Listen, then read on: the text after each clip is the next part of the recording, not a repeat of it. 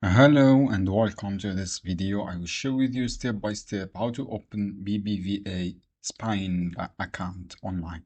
Go to Google, search for BBVA Spain, click the first website here, Banco BBVA.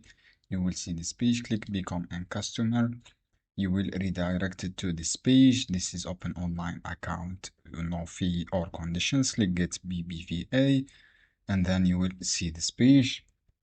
In this page, just wait, as you can see here, just wait to open this page. Click do you also account for child, this one, click next, write your name of your minor, click next, and then click next this option, and then DNI, write your DNI number, and then scroll down, click I have ready term and conditions, and then click next. From this section, you have contact details. Write your all details in this contact, such as PIN number, your mobile number. As you can see, this is my information here.